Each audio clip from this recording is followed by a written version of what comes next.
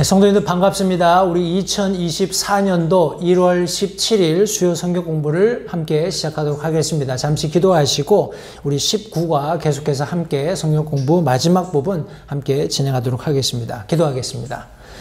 살아계신 아버지 하나님 감사합니다. 오늘 또 복된 주 중에 우리 사랑하는 성도들과 함께 성경 공부할 수 있는 귀한 시간 허락해 주신 것 다시 한번 감사드립니다. 오늘 나누게 될 말씀을 통해서 다시 한번 성경이 말씀하고 있는 분리가 무엇인지 우리가 정확히 이해할 수 있도록 하나님께서 도우시기 원합니다. 또 우리가 피차간에 함께 말씀을 통해서 성경이 가르치시는 바들을 잘 훈련받고 또 이것을 실제적으로 우리의 삶에 적용함으로써 우리의 삶에 실제적인 변화들이 있을 수 있도록 주님 도와주시기 원합니다. 말씀 시간을 주님께 의탁드리며 예수님 이름으로 기도했습니다. 아멘. 우리 지난 시간에 19과 분리, 개인적인 분리의 영역들에 대해서 함께 말씀을 살펴보았습니다. 내 눈이 보도록 허용해서는 안 되는 것, 그리고 가도록 허용해서는 안 되는 장소, 그리고 입어서는 안 되는 옷들, 그리고 말해서는 안 되는 것들, 교제에서는 안 되는 사람들, 이런 삶의 다양한 영역들에서 하나님께서 원하시는 분리를 이루어야 한다 하는 내용으로 함께 말씀을 나누었고요.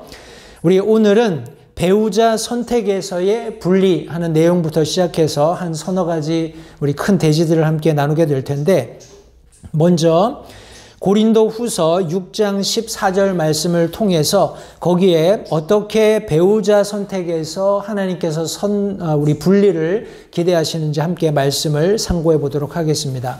고린도 후서 6장 14절 말씀입니다. 말씀해 보시면 너희는 믿지 않는 자들과 더불어 공평하지 않게 멍에를 같이 매지 말라. 의가 불의와 무슨 사귐을 갖겠느냐? 빛이 어둠과 무슨 친교를 나누겠느냐? 성경이 말씀하고 있습니다. 이 말씀 안에서 그리스도인에게 믿지 않는 자들과 더불어 공평하지 않게 멍에를 같이 매지 말라고 경고하고 있다는 것을 우리가 함께 살펴볼 수 있습니다. 우리 이 원리가 가장 중요하게 적용되는 영역은 아무래도 결혼입니다. 그리스도인 청년이 구원받지 않은 사람과 데이트하는 것은 잘못이고 매우 위험한 일입니다. 그리고 그리스도인이 비그리스도인과 결혼하는 것은 여기 교재 안에서 죄다라고 이렇게 정의하고 있습니다. 다시 말해서 성경이 고린도서 6장 14절에 분명히 믿지 않는 자들과 공평하게 멍에 맬 수 없다는 것을 분명히 명시하였고, 의가 불의와 무슨 사귐이 있겠는가, 빛이 어두움과 어떻게 친교할 수 있겠는가 하는 분명한 전제들을 주고 있기 때문에 여기 조금 이런 내용들에 익숙하지 않은 분들에게는 그리스도인이 믿지 않는 사람과 결혼하는 것이 죄다라고 하면 좀 너무 과한 것 아니냐 이런 생각을 하실 수 있습니다. 그러나 성경 원리 말씀대로 볼 때 그것은 틀림없이 죄가 된다는 사실 다시 한번 기억하시고, 우리 아랫부분에 보시면 특별히 청년들에게 주는 권면의 말씀이 있습니다. 그 내용을 제가 잠깐 읽겠습니다. 청년들에게 당신이 결혼하기를 원하고 있다면 먼저 하나님께서 당신을 위해 선택해 주신 동반자를 주시도록 기도로 구하십시오. 그러고 나서 당신의 부모님과 당신의 교회로부터 하나님의 응답을 찾아보십시오 했습니다. 여기 교회로부터 했을 때 혹은 동일한 믿음과 질서를 가지고 있는 다른 우리 독립침례교회를 의미한다고 여기 괄호 안에 적어 놓았습니다. 해서 이제 적정한 우리 결혼할 수 있는 그런 나이가 되면 하나님께서 내게 적절한 예비하신 배우자를 주십사 하고 이렇게 기도하는 것이 가장 우선순위가 되어야 하고, 요즘은 시대가 그렇게 변했습니다. 우리 청춘 남녀들이 어떤 경로를 통해서든지 서로 교제하게 되면 이제 결혼할 배우자를 데리고 우리 어른들께 와서 인사하는 이런 것이 통상적인 그런 절차처럼 되어 있습니다. 그러나 성경적인 원리에 의하면 그런 결혼 정년기에 있는 사람들이 먼저 배우자를 위해서 기도하고, 그리고 부모님이나 교회로부터 적절한 권면을 따르면서 배우자를 선정하는 것이 매우 중요하다는 것을 다시 한번 기억하시고, 여기 특별히 배우자 선택에 있어서도 성경은 분명히 분리를 요구하고 있다는 것을 기억하시면 좋겠습니다. 우리 다음 대지로 넘어가겠습니다. 종교적인 문제에서의 분리, 이 내용을 함께 살펴보겠습니다. 우리는 모든 종교들과 기독교계의 교파들이 종교적인 연합을 도모하고자 하는 에큐메니칼 시대에 살고 있습니다. 이 에큐메니칼이라는 것은 교회 통합 혹은 교회 일치, 다시 말해서 종교 통합을 이루려고 하는 그런 움직임을 일컫는 말입니다. 성경을 믿는 침례 성도들이 세계교회협회와의 입장을 같이 하기를 거절하거나 침례 신앙을 갖지 않은 신앙적인 그룹들과의 교제를 거절할 때, 혹은 심지어 동일한 믿음을 가지지 않은 다른 침례교회 성도들과 함께 일하는 것을 거절할 때, 그들은 편협한 마음을 가진 자들, 사랑이 없는 자들, 극단주의자들이라고 불리면서 비판을 받게 된다라고 여기 지금 교재가 적고 있습니다. 따라서 우리가 성경대로 우리 사도 바울도 언급했던 것처럼 내가 믿고 확신한 것들 안에 거하라는 말씀에 근거해서 우리가 성경 말씀이 가르치고 있는 진리 안에 서서 그것과 동일한 그런 성경적인 안목을 가지고 어떤 함께 추진하고자 하는 일을 바라보지 못하는 어떤 개인이 되었건 단체가 되었건 조직이 되었건 심지어 교회가 되었건 우리가 함께 일할 수 없다는 것은 너무나 자명한 사실입니다. 그러나 그런 사람들의 관점에서 우리가 하나님의 말씀에만 집중하고 하나님의 말씀에만 순종하겠다고 결단하고 그렇게 살아가는 삶을 그들은 편협한 마음을 가진 사람들이다, 혹은 사랑이 없는 사람들이다, 심지어 극단주의자들이다 라고까지 폄하하면서 조롱하게 된다는 사실을 우리 성도님들 기억하시면 좋겠습니다. 그럼에도 불구하고 성경은 종교적인 문제에 있어서도 분명히 분리를 이루어야 한다 하고 가르치고 있습니다. 우리 에베소서 5장 11절 말씀이 무엇이라고 말씀하고 있는지 같이 한번 살펴보도록 하겠습니다. 에베소서 5장 11절 말씀입니다. 열매 없는 어둠의 일들에 참여하지 말고 도리어 그것들을 책망하라, 성경이 말씀하고 있습니다. 우리가 열매 없는 어둠의 일들에 참여하지 말아야 한다고 분명히 우리 에베소서 5장 11절 말씀이 명령하고 있습니다. 우리 아모스 3장 3절 말씀은 또 우리에게 이런 질문을 합니다. 우리 가서 아모스서 3장 3절 말씀도 같이 한번 살펴보도록 하겠습니다. 아모스 3장 3절 말씀입니다. 저는 이미 본문 말씀들을 다 여기 교재에 적어 놓았기 때문에 제가 시간을 절약하기 위해서 빨리빨리 성경 공부를 진행합니다만, 성도님들은 천천히 말씀들을 다 찾으셔서 읽어보시고 그리고 각 항들의 질문에 맞는 해답들을 찾으시면 되겠습니다. 아모스서 3장 3절 말씀에 보시면 두 사람이 합의하지 아니하고서야 함께 걸을 수 있겠느냐, 이런 질문을 던지고 있습니다. 두 사람이 합의하지 않고서 길을 걸을 수 없겠죠. 따라서 동의하는 어떤 신앙적인 동질감을 가지고 있지 않으면 같은 일을 하는 것이 불가능하다는 것입니다. 물론 연애는 사랑을 통해서 한다고 생각할지 모르지만 부부의 연을 맺어서 인생을 살아가다 보면 우리 뭐라고 할까요? 결혼이라는 그런 바운더리 안에서 함께 공통적으로 결정해야 하고 추구해야 하는 다양한 그런 가족 안에서의 문제들이 생기게 됩니다. 그럴 때 우리가 다른 정서적인, 다시 말해서 성경이 주가 되는 사람과 또 성경이 주가 되지 않는, 다시 말해서 세상적인 가치관이 주가 되는 사람이 의견을 가지고 충돌하게 되면 그 결혼 안에서, 그 메리지 안에서 올바른 선택들을 하기가 굉장히 어려워집니다. 분쟁이 일어나기 쉽겠죠. 그래서 결혼 생활에 어려움이 뒤따르게 됩니다. 해서 아모스 3장 3절 말씀은 두 사람이 합의하지 않고 어떻게 함께 걸을 수 있겠느냐라고 우리에게 질문하고 있는 겁니다. 우리 요한 2서 한 장으로 된 책인데 요한 2서 우리 9절과 10절 말씀이 무엇이라고 말하고 있는지 같이 한번 살펴보도록 하겠습니다. 요한 2서 9절, 10절 두 절 말씀입니다. 누구든지 죄를 지으며 그리스도의 교리에 거하지 아니하는 자에게는 하나님이 없고 그리스도의 교리 안에 거하는 자에게는 아버지와 아들이 둘 다 있느니라. 어떤 사람이 너희에게 오면서 이 교리를 가져오지 아니하거든 그를 너희 집에 받아들이지도 말고 그에게 축복 인사도 하지 말라. 이렇게 성경이 명령하고 있습니다. 굉장히 극단적인 것처럼 보이지만 너무나 분명한 성경이 우리에게 요구하고 있는 그런 어떤 종교적인 분리를 가르치는 말씀입니다. 따라서 교재에 보시면 이 요한 2서 1장 9절 10절 말씀은 우리에게 그리스도의 교리에 거하지 아니하는 이들과는 절대 접촉하지 말라고 말씀하고 있습니다. 우리 계속해서 로마서 16장 17절 말씀도 같이 한번 보겠습니다. 로마서 16장 17절 말씀입니다.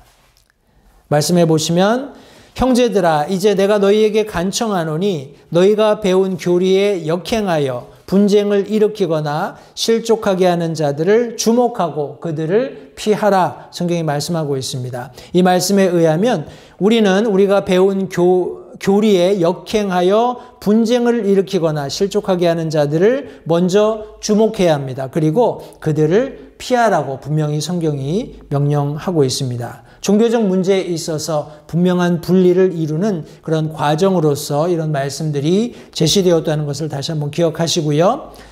우리 세 번째 대지로 오늘 함께 나누고 있는 세 번째 대지로 넘어가겠습니다.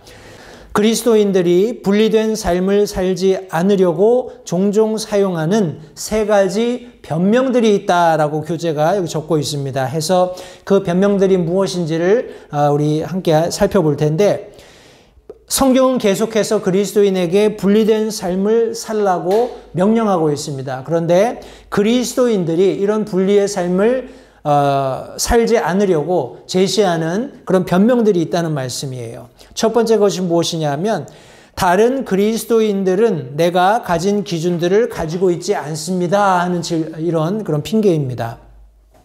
내가 가진 그런 어떤 그리스도인으로서의 기준을 다른 사람들은 가지고 있다, 가지고 있지 않다 이렇게 변명한다라는 겁니다.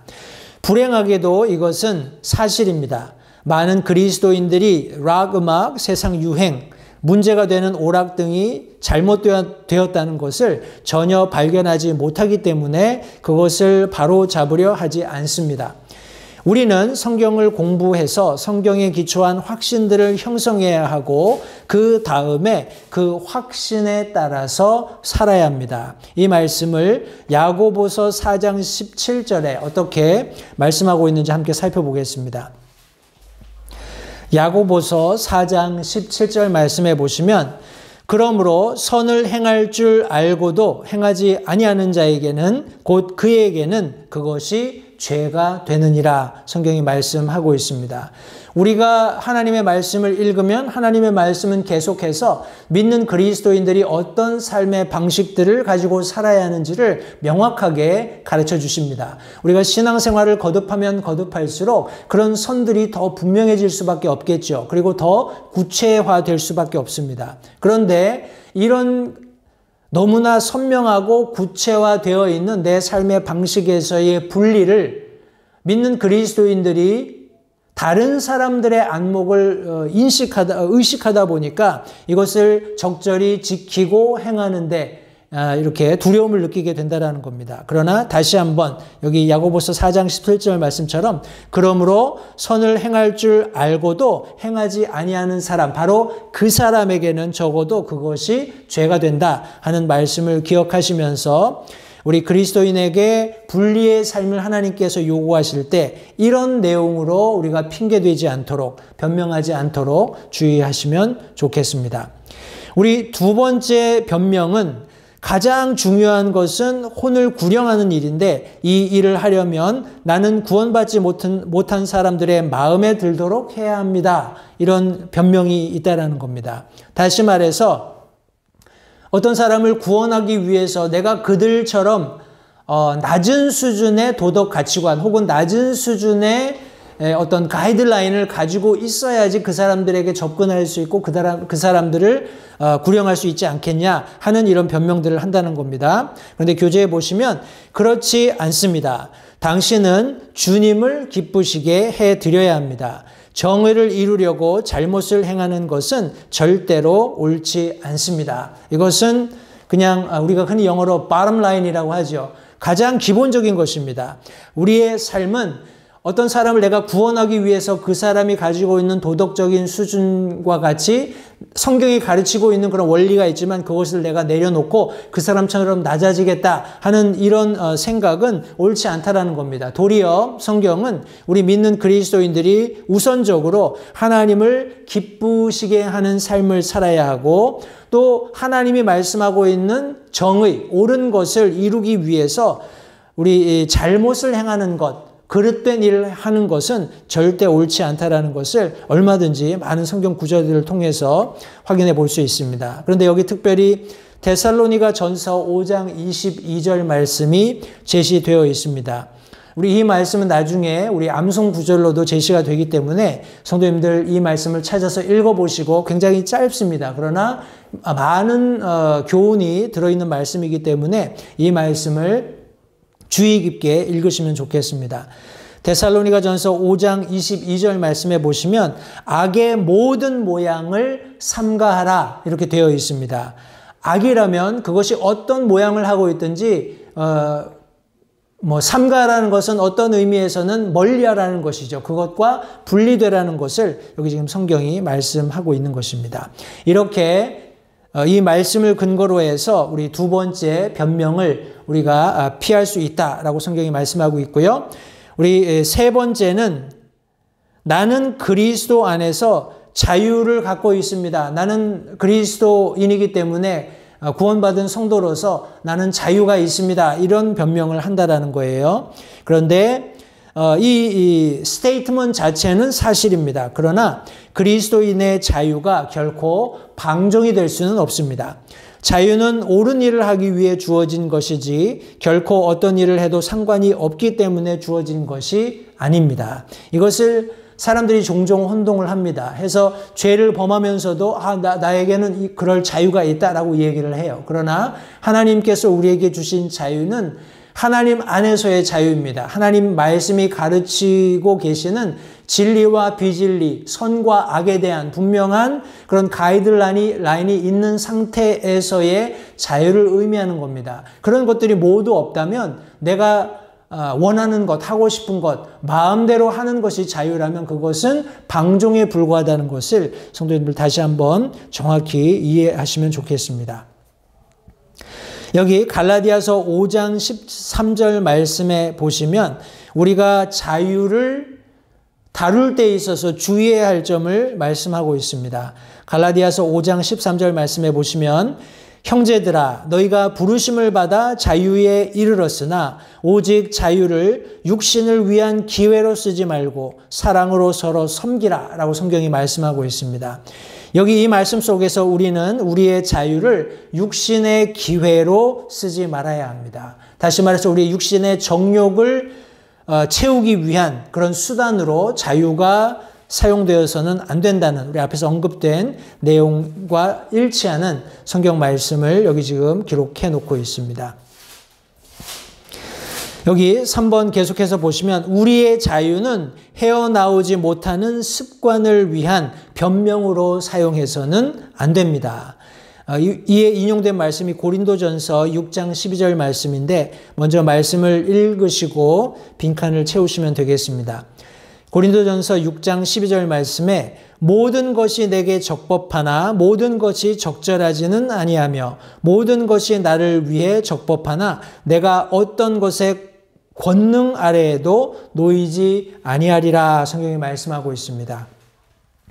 믿는 그리스도인으로서 모든 것이 내게 적법할 수 있어요. 그러나 그것이 모두 적절한 것이 아니기 때문에 주의하지 않으면 우리가 반복되는 어떤 ignorant라고 할까요? 우리가 그것을 무시하기 때문에 그것을 일부러 알려고 하지 않기 때문에 반복되는 그런 죄의 권세하에 놓일 수 있게 된다는 것입니다. 우리 앞서서 언급된 습관적인 그런 어떤 죄, 이것을 의미하는 것이 되겠지요.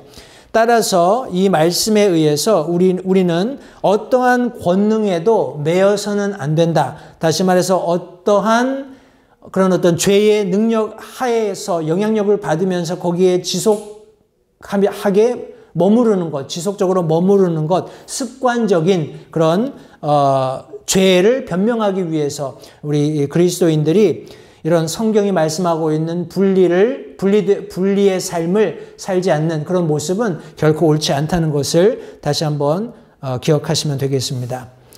우리 계속해서 교재에 보시면 우리의 자유는 다른 사람을 위해서 활용을 해야 되는데 우리 어떻게 해야 되는지는 고린도전서 10장 23절 말씀에 기록되어 있습니다.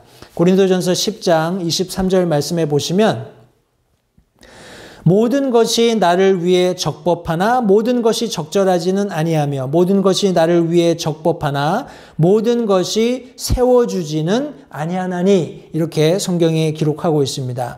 앞서 읽었던 고린도전서 6장 12절 말씀과 유사합니다. 모든 것이 나를 위해 적법하나 모든 것이 적절치 않고 모든 것이 나를 위해 적합하나 모든 것이 세워주지는 않는다라고 성경이 말씀하고 있습니다. 성도님들, 우리가 가지고 있는 자유가 다른 우리 어린 그리스도인들을 세워주지 못한다면 도리어 내가 그 자유를 포기하는 것이 낫다는 것을 사도 바울이 말씀하고 있습니다. 같은 원리로 우리의 자유는 다른 사람을 세워주는 일들을 하기 위해서 주어진 것이라는 사실을 다시 한번 기억하시면 되겠습니다. 우리 베드로전서 2장 16절 말씀에 보시면 자유가 어떤 도구가 되어서는 안 된다라고 말씀하고 있습니다. 다시 한번 우리 베드로전서 2장 16절 말씀을 가지고 이 내용을 살펴볼 텐데 자유는 죄를 숨기기 위한 변명거리가 아닙니다. 하면서 우리 본문 베드로전서 2장 16절 말씀에 보시면 너희가 자유로우나 너희의 자유를 악을 덮는 도구로 쓰지 말고 오직 하나님의 종들로서 행하라 말씀하고 있습니다. 죄를 숨기기 위한 변명거리가 절대 될 수 없습니다. 우리 그리스도인들의 자유라는 것은 도리어 악을 덮는 도구가 되어서 안 된다는 것을 성도님들 정확히 이해하시면 좋겠습니다. 악은 덮으려 해도 덮을 수도 없겠거니와 그리스도인들이 가지고 있는 자유가 그 악을 덮는 그런 도구가 되어서는 절대 안 된다는 사실을 기억하시면 좋겠습니다. 우리 마지막 6번 보시면 우리 그리스도인의 자유가 결코 더 약한 그리스도인에게 이것이 되면 안 된다라고 고린도전서 8장 9절이 말씀하고 있습니다. 고린도전서 8장 9절 말씀에 보시면 오직 너희의 이 자유가 약한 자들에게 결코 걸림돌이 되지 않도록 조심하라 성경이 말씀하고 있습니다. 우리 먼저 된 그리스도인들 하나님의 말씀 안에서 나는 구원받았기 때문에 자유롭고 나는 모든 것을 할 수 있다 때문에 내가 어떤 구체적인 분리를 굳이 이뤄내는 그런 삶을 살 필요 없다 이렇게 생각하시는 분들이 가령 있다면 다시 한번 고린도전서 8장 9절 말씀으로 가셔서 그리스도인들의 자유가 우리 자신의 어떤 만족을 위해서 주어진 것이 아니라 결코 더 약한 그리스도인에게 걸림돌이 되어서는 안 된다는 사실 기억하시면서 하나님께서 믿는 그리스도인들에게 주신 자유를 통해서 연약한 우리 성도들을 세워주는 그런 귀한 우리 그리스도인의 삶, 다시 말해서 분리되는 삶을 살게 되기를 간절히 바랍니다. 우리 마지막 대지입니다. 오늘 교재 134페이지 마지막 아랫부분에 보시면 분리된 삶을 위한 몇 가지 원칙들 이런 단원이 있습니다. 여기 한 5가지 정도 이런 원칙들을 설명하고 있는데요. 성경에서 구체적으로 거명하지 않은 특별한 활동들, 예를 들면 흡연, 약물 복용, 혼성 수영 등이 많이 있습니다. 이러한 의문들에 직면하게 될 경우 당신이 사용할 수 있는 몇 가지 원칙 혹은 지침이 다음에 나와 있습니다 하면서 5가지가 언급되어 있습니다. 첫 번째가 그것이 성경적인가 하는 질문입니다. 그 문제에 관해서 직접적으로 말하는 바가 하나님의 말씀에 있는가를 우리가 먼저 질문하고 거기에 스스로 답해 보아야 합니다. 우리 시편 119편, 15편 그리고 105편 말씀을 찾아 읽으라고 여기 교재에 기록되어 있습니다. 우리가 이미 잘 알고 있는 말씀이지만 시편 119편 15절 그리고 105절 두 절의 말씀을 제가 읽겠습니다. 시편 119편 먼저 15절 말씀 보시면 내가 주의 훈계들을 묵상하고 주의 길들에 관심을 기울이며 말씀하고 있습니다. 시편 119편 105절 말씀은 주의 말씀은 내 발의 등불이요 내 길의 빛이니이다 말씀하고 있습니다. 다시 말해서 우리가 어떤 문제에 직면했을 때 그런 문제를 통해서 내가 성별된 분리된 삶을 살 수 있을까 하는 그런 가장 기본적이고 원초적인 질문이 있다면 바로 그것이 성경적인가 혹은 이러한 문제에 대해서 성경이 구체적으로 어떤 해답을 제시하고 있지 않은가 하는 질문을 가지고 하나님의 말씀을 찾아보라는 것입니다. 왜냐하면 하나님의 말씀 안에 분명한 해답들, 그리스도인의 삶을 위한 지침들이 있다고 성경이 말씀하고 있기 때문에 그렇습니다.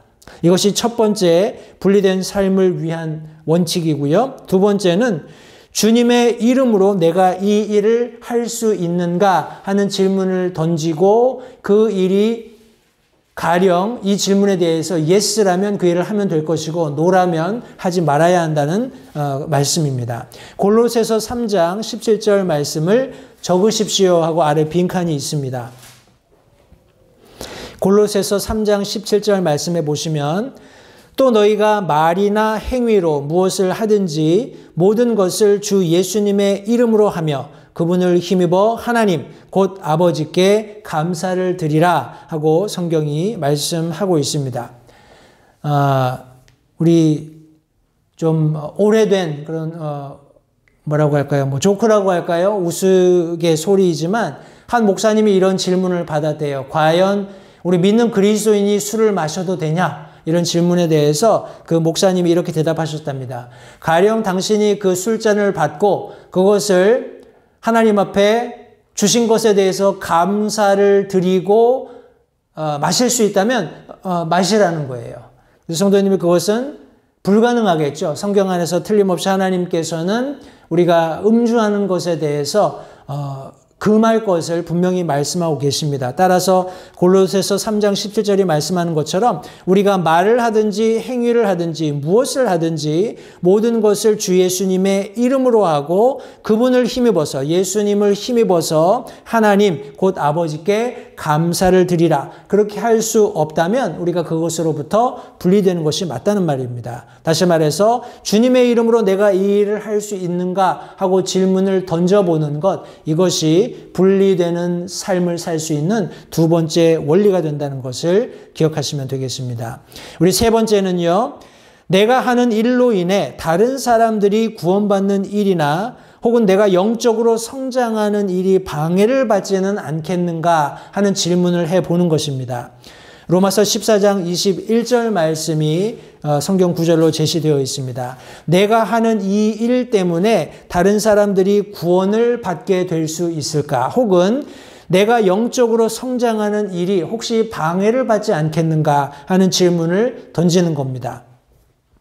로마서 14장 21절 말씀에 고기도 먹지 아니하고 포도즙도 마시지 아니하며 네 형제를 걸려 넘어지게 하거나 실족하게 하거나 약하게 하는 그 어떤 것도 하지 아니하는 것이 선하니라 라고 성경이 말씀하고 있습니다.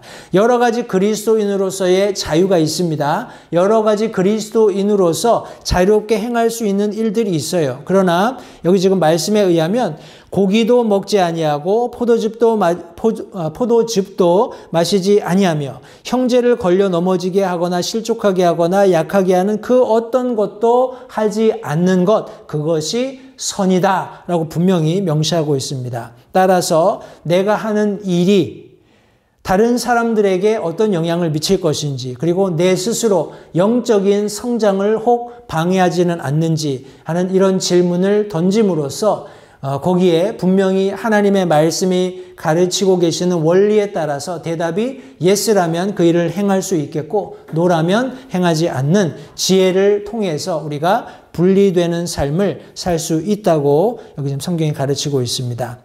우리 네 번째, 그것에 관해 어떤 의심이 내게 있는가? 과연 내가 어떤 일을 행할 때에 과연 이걸 내가 해도 될까 하는 의심이 들 때는 다시 한번 진지하게 생각해 보아야 한다는 것입니다. 지혜로운 옛 경언에 의심이 있다면 하지 말라. 영어로 when in doubt, don't 라는 이 말이 있습니다. 로마서 14장 22절, 23절에 의하면 의심은 곧 믿음이 없는 것으로서 그것은 죄가 된다 하고 말씀하고 있습니다. 같이 말씀을 한번 찾아서 읽어보겠습니다. 로마서 14장 22절, 23절 두 절의 말씀입니다. 내게 믿음이 있느냐? 그것을 하나님 앞에서 너 자신을 위해 가지고 있으라. 자기가 허용하는 그것으로 인해 자기를 정죄하지 아니하는 자는 행복하도다. 의심하고 먹는 자는 정죄를 받나니 이는 그가 믿음을 따라 먹지 아니하기 때문이라. 무엇이든지 믿음에서 나지 않은 것은 죄니라 하고 성경이 말씀하고 있습니다. 따라서 내가 무슨 말을 하거나 무슨 행동을 하거나 어떤 결정을 할 때 내 마음속에 내가 할 말 혹은 내가 할 행동 혹은 내가 내리는 결정에 대해서 의심이 있다면 다시 한번 진지하게 그 말이나 행동이나 결정을 되짚어보고 하나님의 말씀에 거리낌이 없는지를 재점검해 보아야 한다는 것을 다시 한번 기억하시기 바랍니다. 이런 삶을 살 때 비로소 우리가 성경이 기대하시고 원하시는 그런 분리된 그런 성도의 삶을 살 수 있다는 것을 참고하시고요. 우리 마지막으로 내가 하고자 하는 일을 주님께서 기뻐 받아주실까 하는 질문을 던지라는 것입니다. 이것이 우리 분리된 삶을 위한 우리 5가지 원칙들 중에 마지막으로 제시가 되었습니다. 여기 에베소서 5장 10절 말씀을 읽으십시오 했습니다. 에베소서 5장 10절 말씀에 보시면 주께서 받으실 만한 것이 무엇인지 입증하라 성경이 말씀하고 있습니다. 내가 하고자 하는 일, 그 일이 과연 하나님께 기쁨이 될 것인지, 하나님께서 기쁘게 그것을 받아주실 건지, 우리 질문을 던지고 그 여부에 따라서 우리가 그것을 행하는 지혜가 있다면 틀림없이 성별된, 분리된 그리스도인의 삶을 살 수 있다고 우리 교재의 내용이 저희들에게 가르쳐주고 있습니다. 여기 교재의 마지막 부분에 보시면 내가 그곳에 주님을 모시고 갈 수 있을까? 주님께서 나와 함께 그 일에 참여하실까? 주님이라면 그것을 하고자 하실까? 하는 이런 내용들을 가지고 늘 그리스도인의 삶이 움직여져야 한다라고 교재에 설명하고 있습니다. 제가 이 내용을 보면서 빌립보서 2장 13절 말씀이 생각이 났습니다. 우리가 잘 아는 빌립보서 2장 13절 말씀에는 너희 안에서 일하사 자기가 참으로 기뻐하는 것을 원하게도 하시고 행하게도 하시는 분은 하나님이시니라 하고 성경이 말씀하고 있습니다.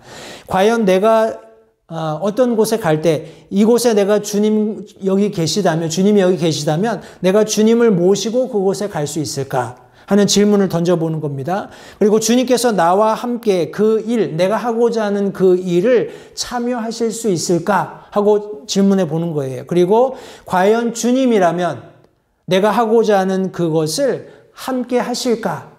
그것을 실천하실까 하는 질문을 던져보는 것입니다. 이런 질문들을 통해서 하나님께서 내 안에서 정말 하나님의 기쁨이 되기 때문에 그것을 원하게도 하시고 행하게도 하신다면 틀림없이 우리가 하는 일이 옳고 그것을 통해서 하나님께서 영광 받으실 것이기 때문에 그리스도인으로서 분명히 분리된 삶을 살 수 있을 뿐만 아니라 또 그런 과정들을 통해서 하나님께도 영광이 되는 삶을 살 수 있다는 것을 다시 한번 성도님들 기억하시고요.